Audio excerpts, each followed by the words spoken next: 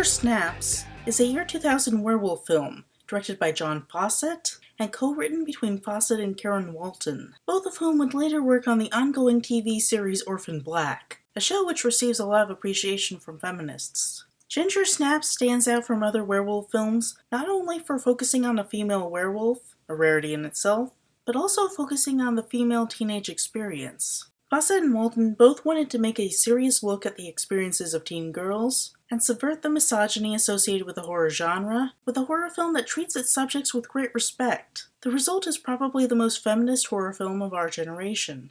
More than just a film that deserves to be celebrated, it is interesting in light of the kerfuffle that is Jennifer's Body. Very similar to Ginger Snaps, Jennifer's Body was the result of two women who set out to make a feminist horror film, and instead got a sleazy mess that's not so feminist and a bit homophobic at that. We can look to Ginger Snaps for an example of a successful feminist horror film that does the basic Jennifer's Body concept effectively. Tonally, Ginger Snaps resembles films like Scream and Trick or Treat. It's a horror film that doesn't hesitate to have fun, while never quite losing its bite.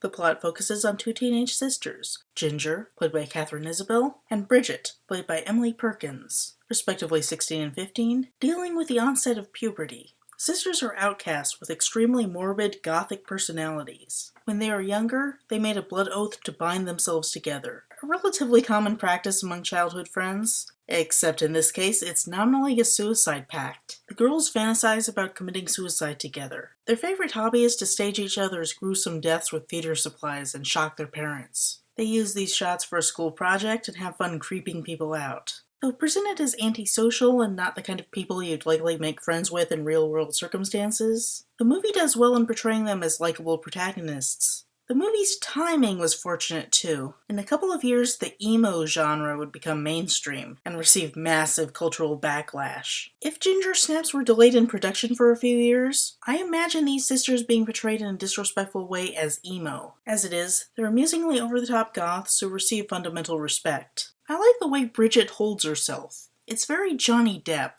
It's goofy and establishes her as strange, while still having room for nuance. It's quite unusual for a female lead to have that quality, and it makes Ginger Snaps stand out. Ow! A mysterious creature is stalking their suburban neighborhood, killing pets in a gruesome manner and freaking out the residents. The sisters appreciate this spectacle in their twisted way, amused at the horror of their neighbors. When Trina, a mean popular girl, played by Danielle Hampton, gets on their nerves, they decide to play a prank on her by stealing her dog and using their fake blood to make it look like the beast killed it. On the way there, they encounter another dead animal. Ginger comes up with the bright idea of using it as a prop for realism, and they try to move it before it falls apart. Bridget points out what she thinks is animal blood that splashed on Ginger, but it's actually menstrual blood. Ginger is having her first period. I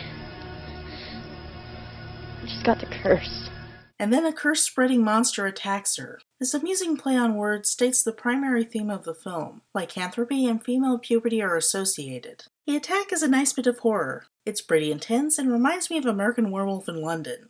It is also good because it avoids any kind of problematic punishment of the victims, as often happens in horror films. Ginger isn't attacked because she's sexual and needs to be punished by the narrative. They're not even being particularly stupid.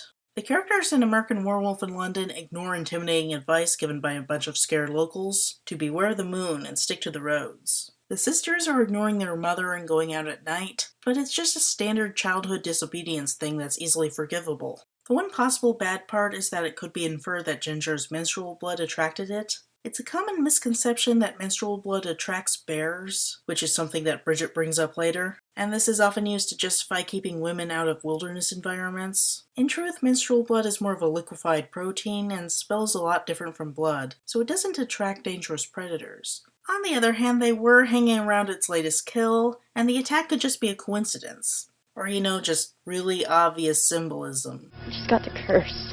The monster tries to eat Ginger, but Bridget beats it with her bag and her camera flash goes off, which makes it reflexively release her. Bridget grabs Ginger and they run away. They run out in front of a van, and we get a brief look at the monster before the van pulverizes it. Ginger, Bridget, and the van's driver, a local drug-dealing boy named Sam, played by Chris Lemche, are all pretty freaked out and just go home. Bridget wants Ginger to go to the hospital and get checked out, but she insists that she's fine. The wounds are magically healing. He bit me. Look here. so Bridget allows it. They hug and cry together. Later, Bridget examines the Polaroid from when the camera went off and sees what looks like a lycanthrope, half man, half wolf. And half pig. The next day, Bridget helps Ginger shop for feminine hygiene products. I love the use of a low-angle shot to show her intimidation before the large shelf of pads, and the high-angle shot to show her weakness. Forget Citizen Kane, this is what film classes should use to demonstrate these concepts. Bridget selects a product that comes with a free calendar to chart out the user's period. This will be an important item in the werewolf drama, being used to chart Ginger's transformation. It's rather revolutionary to have something mundane and unique to the lives of women, something usually looked down upon because of its femininity, treated as a serious, important tool in a serious werewolf drama, which is typically something only afforded to men anyway. The cashier, a boy named Jason, played by Jesse Moss, suggests that smoking pot would help Ginger's condition. She automatically rejects him, but he calls her chicken, and Marty McFly here follows him into Sam's van to smoke weed with his friends. Bridget examines the front bumper and questions what Sam hit. He says it looked like a lycanthrope. Though Bridget soon clarifies he means werewolf, the word lycanthrope is used a lot, which says something about how thoroughly the werewolf has inundated pop culture. Long gone are the days of the Wolfman, when an everyman American protagonist can be expected to be ignorant of the werewolf legend. Werewolf? What's that?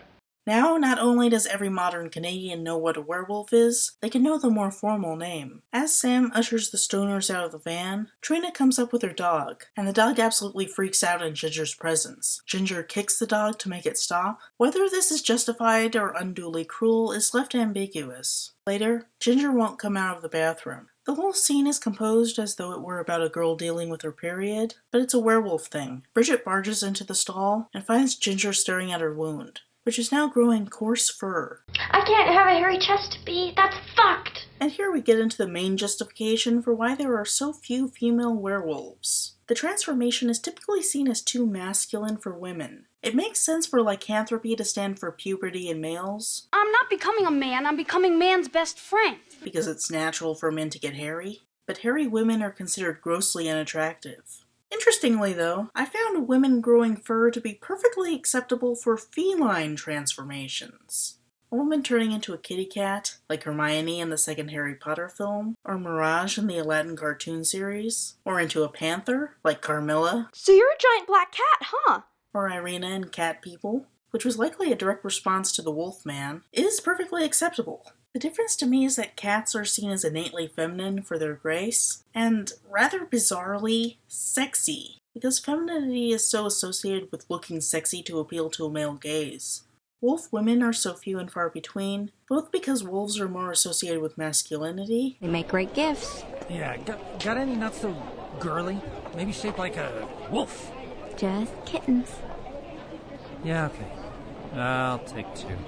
And because it's harder to make wolves look sexy. There were actually 2 female werewolf-style films that cropped up in response to the Wolfman, Cry of the Werewolf and She-Wolf of London. Cry of the Werewolf has such crappy special effects that it had no need to make her look sexy as a wolf, and it's decently entertaining, but I can't recommend it because it's also extremely racist. And She-Wolf of London, whilst being kind of a nice drama on the order of Gaslight, isn't about an actual werewolf. She's just delusional. Both of them, as a gimmick, are put out there as female versions of the Wolfman, showing that the Ghostbusters thing is far from new. It's kind of weird because of the association with werewolves as men, similar to the female hunchback minion in House of Dracula, just being the quirky female version of Igor. After that, female werewolves mostly only appear as side characters in the stories of male werewolves. Wolf has it as a bit of a surprise twist because we don't think of female werewolves as being a thing that happens. Ginger Snaps is interesting because it doesn't try to change the wolf look to fit our ideas of femininity. The fur looks coarse and would probably be more appropriate for a man than a woman. Even with basic sexual dimorphism, the full wolf forms look pretty much the same. In this way, the narrative plays with androgyny. At the same time, though, lycanthropy should not be taken as inherently masculine. It is very much associated with female puberty. The hair growth in general may be symbolic of women getting hairy legs, which they are urged to shave. This is generally seen as unattractive and somewhat mannish, but is a natural part of pubescent development. Bridget brings up the werewolf idea, and Ginger dismisses it out of hand. The period seems unusually severe, so they go to the school nurse. She thinks that everything's fine, that it's just typical female biology, and she describes the uncomfortable menstrual process in this upbeat tone while the girls are just stunned. I wonder how this scene was received in the theater. I imagine that the boys were really grossed out. I think that part of the reason for the intense negative reaction guys have to menstruation, besides, misogyny, is the fact that it's treated as a shameful female secret and never talked about in public. Ginger Snaps talking about it so overtly, while still being edgy enough to appeal to guys, does a lot to combat that misogynistic sentiment. Wait. You'll have to protect against both pregnancy and STDs now. Play safe. And that is the kind of down-to-earth sensibility that makes the Canadian attitude towards sex ed vastly superior to that of the US. Can we just put that clip inside of every American film ever? I saw part of the message. I seem to have found it. You'll have to protect against both pregnancy and STDs now. Play safe. Girl's mom finds Ginger's blood-stained underpants and celebrates her becoming a woman. The dad is less than thrilled. Like the men in the audience, he'd prefer no one talk about it ever. The film shows why that's a problem. It's very apathetic. The girls go through a lot, and Dad doesn't want to know anything about a big issue in their lives. Pam, we're eating. The girls have a fight. Ginger thinks that Bridget told their mother to get back at Ginger, and Bridget continues to suggest the werewolf idea because Ginger isn't acting like herself. Ginger thinks that Bridget is just jealous. Bridget researches lycanthropy. She watches a crappy movie, reads a book on lore, and examines Ginger's fur. As part of this, she uses the menstruation calendar to chart the werewolf cycle, which makes perfect sense with the werewolf lore given the association with the lunar cycle. It's not quite as arbitrary as Buffy getting cramps around vampires. Ginger changes her look to a preppier one, and now walks around with confidence. Suddenly, she is seen as very attractive. She and Bridget aren't best friends anymore, and Bridget watches her from the sidelines as she garners male attention and assertively makes out with Jason. Sam catches up with Bridget to talk werewolves. He explains why he thought he hit a lycanthrope. Apparently, when he got out to examine the body parts, he found a circumcised penis. So I guess it was a Jewish werewolf. Werewolf for mitzvah, spooky, scary, boys becoming men becoming wolves. Bridget heads off.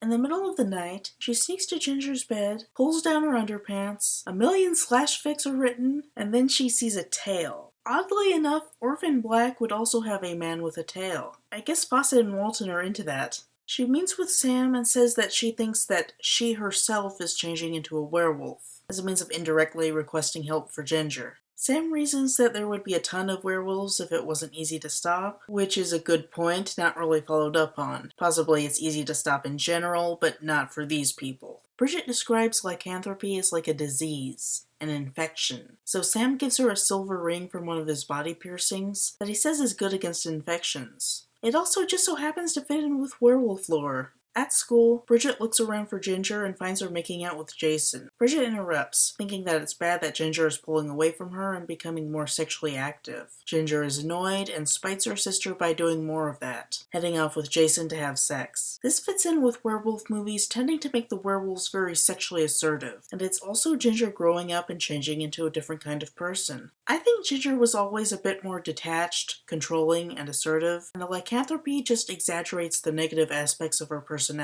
When Ginger and Jason actually prepare to have sex, they have a conflict over which one of them gets to be on top. Jason tries to assert traditional gender roles, which doesn't make Ginger happy in the least. She totally takes control, tears open his shirt, and starts going to town on him while wolfing out. Uh-oh. Even though this is bad news plot-wise, and she behaves irresponsibly by ignoring his suggestion of condoms, I think it has a decent feminist message. We feel for her and appreciate her fighting against traditional gender roles. Bridget wakes up when Ginger comes in. Ginger is crying, and Bridget thinks that Jason raped her, so she recommends reporting him. Not the best thing to say to a rape survivor. There are a lot of reasons why they may not want to report it, and the best thing to do is just to listen and be comforting. But of course, Ginger is crying because she lost control of her predatory instincts. Bridget sees her throwing up blood. Ginger explains that what she mistook for lust was actually bloodlust. The filmmakers play up the idea that she killed Jason, though it turns out to be a red herring and she just killed the neighbor's dog. Still, it is a nice twist on the classic wolfman threatening a damsel in distress. Ginger talks about what at first sounds like her experience killing the dog, but turns out to be her experience having sex. Mixing sex and violence is what werewolf and vampire films are all about, but usually the two are depicted appealingly, Her description just makes both sound gross. She considers that Jason might spread nasty rumors about her. Bridget puts forward that Ginger retaliate by spreading nasty rumors about him, but Ginger says that's not how it works, because of sexism in society. Guys are expected to have sex with as many women as possible, and women are just seen as gatekeepers, with the power to give up sex or withhold it. Bridget decides to put the silver ring on Ginger. Ginger questions where she got it, and Bridget lies and says that she just found it.